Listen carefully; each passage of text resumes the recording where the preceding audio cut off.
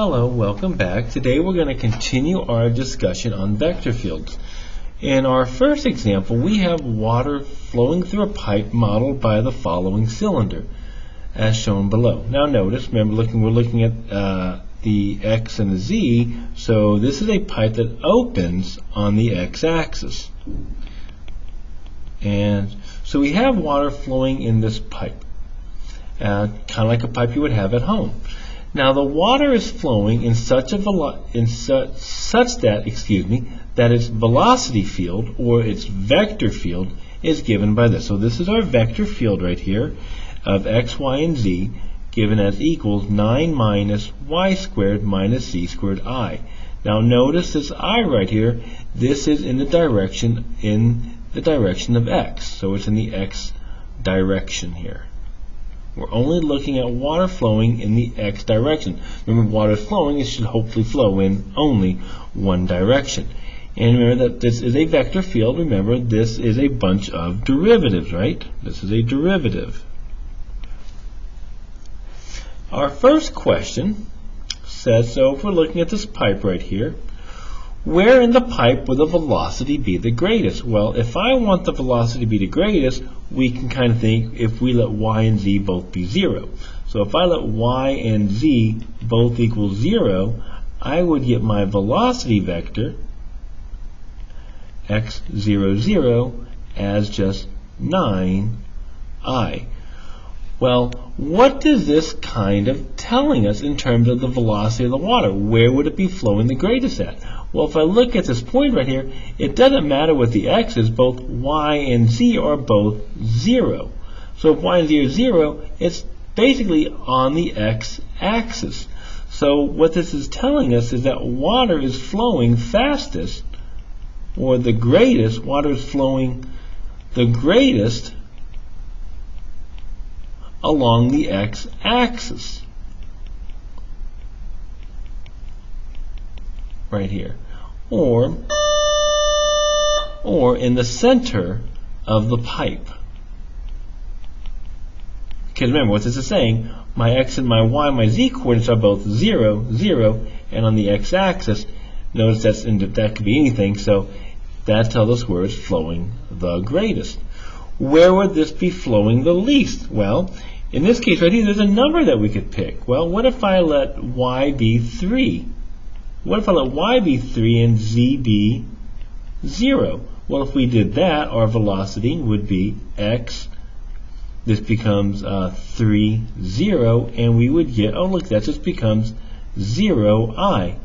Likewise, even if we let z be 0, y be 0 and z be 3, we would get x, 0, 3, and same thing, we would get 9 minus 9, which is again 0I.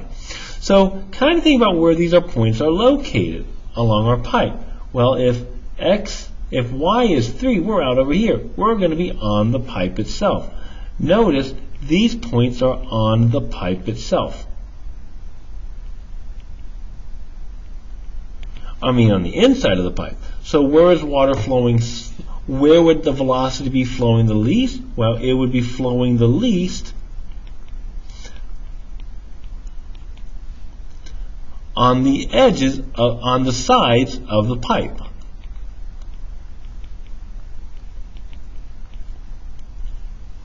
Anywhere along the sides. Now, I used 3, 0, 0, 3. Another way we could write it, or to get all the points, is anywhere along the line. If I let let's let x, not erasing, there we go. If we let y squared plus z squared equal to 9. Anywhere y squared plus z squared is 9 is going to be on the pipe itself, and that's where it's going to be the slowest. And you can solve for y and z on any of those. Alright, now the next question says, what is the true direction of the flow of the water? So now we want to know what the direction. Well, if we look here, the direction is always, of course, we already said this early, flowing in the x direction. So we can say that the water flows in the x direction. Now, but what about negative values? Well, take a look here. Anything, no matter what I plug for y and z right here, the biggest it can be is 9. Of course, the smallest we said it can be 0. But what about negative values? Well, if to get a negative value, the relationship between y squared and z squared would have to be greater than 9. In other words, that's going to put us outside of the pipe. So we're not going to have any negative values. So there's going to be no negative values. That's going to be outside the pipe. In other words, the relationship y squared plus z squared would be greater than 9. And remember, we're within our circle. We're within the circle. X squared or y squared plus z squared has to be less than or equal to 9. Anything bigger than 9 is going to put us outside the pipe. And that's when the negative flow would be, which hopefully is not going to happen, because hopefully the water is going to stay in the pipe and not be flushed out, not leaking going backwards. All right. So hopefully this kind of makes sense. So let's try and let this make a little bit more sense here, if we have our time with it.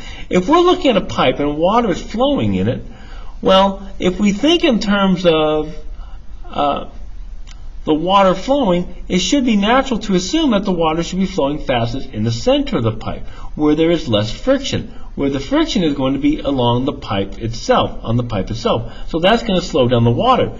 Think of water flowing down a river. Here you have this river bend, the edge of the river here, and when you have water flowing down the river, it always flows fastest in the center, because there's more friction on the water along the edge. There might be sand, there might be rocks, there might be a person standing in the water. That's going to slow down the water along the edges. So water is going to be flowing fastest through the center. And that's kind of what this formula kind of here shows for us. All right.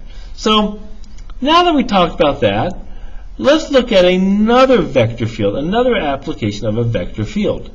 So now let's take a look at the vector field 2xi plus yj. And this is shown below right here. Now, notice we have graphed here some little circles, ellipses right here.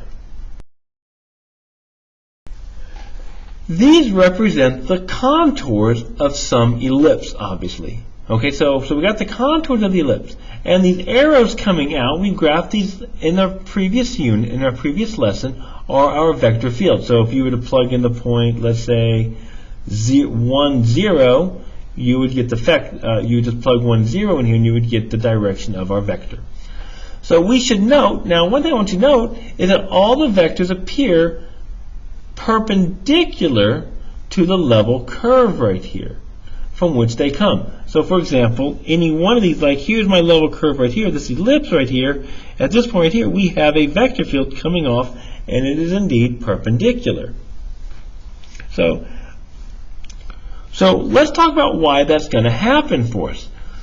A vector perpendicular to its curve is one of the properties of our gradient.